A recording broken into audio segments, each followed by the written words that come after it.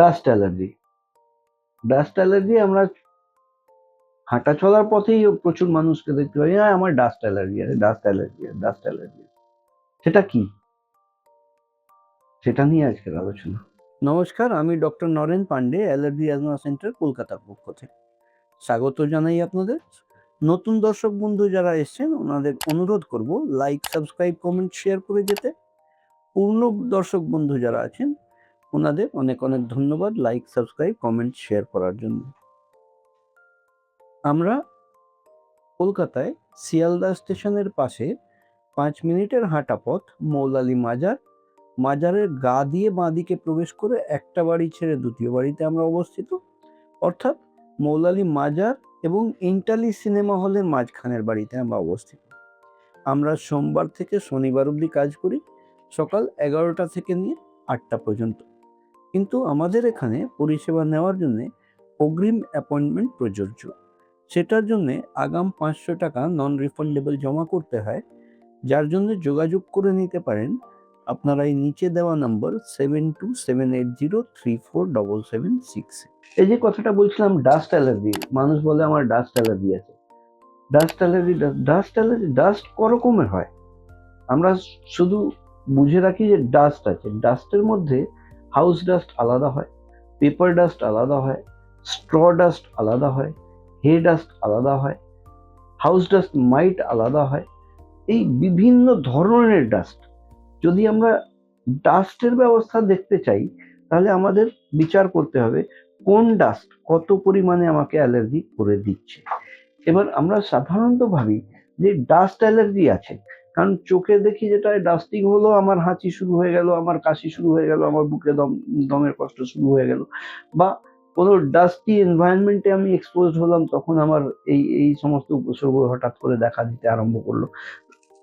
Dust allergy, allergy যখনই হবে, allergy একা হয় না। জেনারেলি আমরা যেটা দেখে রেখেছি যে অ্যালার্জি হলে ডাস্ট অ্যালার্জির সাথে আরো আনুষঙ্গিক অন্যান্য অ্যালার্জেন গুলো থাকে। যেরকম একটা জঙ্গি একা থাকে না, ওর আরো অনেক রকমের সাঙ্গপাঙ্গ থাকে, ঠিক তেমনিও অ্যালার্জিও একটা জঙ্গের মতন বিষয়। ডাস্ট অ্যালার্জির সাথে সাথে আরো পোলেন বা ফাঞ্জাই বা ইনসেক্ট এই সমস্ত বিষয়গুলো কিন্তু থাকে। তো এটা আমরা বুঝবো কি করে? আপনি শুধু বললেন যে ডাস্ট অ্যালার্জি আছে আর সেই ডাস্ট অ্যালার্জির ভিত্তিতে ট্রিটমেন্ট করা সম্ভব না। তাই জন্যে প্রয়োজন আছে আগে চেনা যে কোন কোন জিনিস থেকে কত পরিমাণের অ্যালার্জি হচ্ছে। চিনতে গেলে আমাদের করতে হবে অ্যালার্জি টেস্ট, কারণ যারা চিনবে তারাই কিনবে। চিনতে হবে প্রথমে যে কারা আমার শরীরে ঢুকে গিয়ে এই উপসর্গগুলো তৈরি করছে বা হাইপার রিঅ্যাক্টিভিটি ক্রিয়েট করছে। সেটার জন্য প্রয়োজন আছে আমাদের মডিফাইড স্কিন প্রিক টেস্ট, চামড়ার উপরে অ্যালার্জি পরীক্ষা করে বার করা কোন কোন জিনিস থেকে কত পরিমাণে অ্যালার্জি হচ্ছে। তার মধ্যে আমাদের এখানে 144 ধরনের অ্যালার্জি পরীক্ষা হয়, যার চার্জেস হয় 2500 টাকা। আর এর মধ্যে পেয়ে যান আপনি বিভিন্ন এনভায়রনমেন্টাল ফ্যাক্টরস, যেরকম ডাস্ট, হাউস ডাস্ট মাইট, ধুলোবালি ডিফারেন্ট টাইপের, পোলেন্স, বিভিন্ন ধরনের রেণু, গাছগাছড়ার রেণু, ফাঞ্জাই, ছত্রাক, ইনসেক্টস এবং ফুড, এই সমস্ত মিলিয়ে 144 ধরনের বিভিন্ন রকমের পরীক্ষা করা হয়। এই পরীক্ষা করে যখনই আমরা চিহ্নিত করতে পারি যে কোন কোন জিনিস থেকে কত পরিমাণে অ্যালার্জি হচ্ছে, তখনই শুরু হয় তার নিরাময়ের ব্যবস্থা। নিরাময়ের জন্য যেটা আমাদের কাছে আছে সেটা হলো ইমিউনোথেরাপি। ওয়ার্ল্ড হেলথ অর্গানাইজেশন বা ওয়ার্ল্ড অ্যালার্জি অর্গানাইজেশন এই ইমিউনোথেরাপিকে বলে রেখেছে, immunotherapy is the only immunomodulatory treatment available for today's allergic disorders. এই ইমিউনোথেরাপি করতে গেলে আগে আমাদের অ্যালার্জি পরীক্ষা করে চিনতে হবে কোন কোন জিনিস থেকে আছে। আর এই ইমিউনোথেরাপি ভ্যাকসিন, যেটা আপনার শরীরে যে জিনিস থেকে অ্যালার্জি হচ্ছে তার বিরুদ্ধে স্পেসিফিক রোগ প্রতিরোধ ক্ষমতা তৈরি করবে। এই রোগ প্রতিরোধ ক্ষমতা তৈরি করার যে প্রসিডিওর আছে, এই ইমিউনোথেরাপি ভ্যাকসিন শুনলে আমরা ভয় পেয়ে যাই। এই ভ্যাকসিনটা ওরাল ড্রপ, মুখে খাওয়া ড্রপ, কোনো ইনজেকশন নয়, যেটাকে স্লিট ভ্যাকসিনস বলা হয়, সাবলিঙ্গুয়াল ইমিউনোথেরাপি বলা হয়। এই ভ্যাকসিনটা আপনার অ্যালার্জি পরীক্ষার রিপোর্টের ভিত্তি করে তৈরি করা হয়। আর প্রত্যেক পেশেন্টের জন্য ইন্ডিভিজুয়ালি এটা টেলার মেড ভ্যাকসিন তৈরি করা হয়।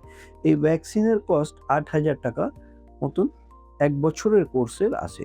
এই ভ্যাকসিন 1 বছরে কমপ্লিট করার পরে আপনি ভালো থাকলেও কিন্তু বুস্টার নেওয়ার প্রযোজ্য। বুস্টার 3 থেকে 5 বছর বুস্টার ভ্যাকসিন নিতে লাগে। তাহলে আমরা আশা করতে পারি যে লাইফ লং অ্যালার্জির প্রবলেম থেকে আমরা বেরিয়ে আসতে পারবো। আর আমাদের এখানে কনসালটেশন ফি 1,000 টাকা আছে, ডাক্তার দেখানো ফি 1,000 টাকা এবং আ অ্যালার্জি পরীক্ষা 2,500 আর ভ্যাকসিন 1 বছর কোর্সের 8,000 টাকা এবং অন্যান্য আনুষঙ্গিক যদি পরীক্ষা কিছু লাগে তাহলে সেটা 1,500 2,000 এর মধ্যে হয়ে যায়। ওষুধ 3 মাস কন্টিনিউয়াস নিতে হয় ভ্যাকসিনের সাথে, সাথে। কারণ ভ্যাকসিন নেওয়া স্টার্ট করলে ইমিডিয়েটলি কোনো এফেক্ট পাওয়া যায় না। 2-3 মাস ভ্যাকসিন যখন চলে 2-3 মাস পর থেকে তার এফিকেসি আসা স্টার্ট হয়। অর্থাৎ এই 2-3 মাসটা ভালো রাখার জন্যে যার যেরকম যা প্রয়োজন আছে সেরকম ওষুধ 2-3 মাস কন্টিনিউ ভ্যাকসিনের সাথে, সাথে করতে হয়। এইরকম পরিষেবা যদি আপনার নেওয়ার প্রয়োজন থাকে তাহলে এই নিচে দেওয়া নাম্বার 7278034776 এ যোগাযোগ করে আপনারা 500 টাকা অগ্রিম পাঠিয়ে অ্যাপয়েন্টমেন্ট নিয়ে এসে পরিষেবা নিতে পারেন। আমরা কলকাতায় শিয়ালদা স্টেশনের পাশে 5 মিনিটের হাঁটা পথ, মৌলালি মাজার। মাজারের গা দিয়ে বাঁদিকে প্রবেশ করে একটা বাড়ি ছেড়ে দ্বিতীয় বাড়িতে আমরা অবস্থিত, অর্থাৎ মৌলালি মাজার আর ইন্টারলি সিনেমা হলের মাঝখানের বাড়িতে আমরা অবস্থিত। আমরা সোমবার থেকে শনিবার কাজ করি সকাল 11টা থেকে নিয়ে 8টা অবধি।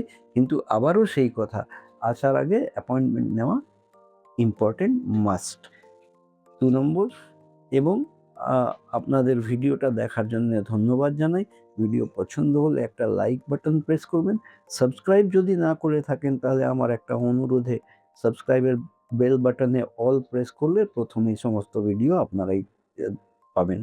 আজকের মতন এখানেই শেষ করলাম। আমি doctor Naren Pande, allergy and nursing centre কলকাতার পক্ষ থেকে। আপনারা সুস্থ থাকুন, ভালো থাকুন।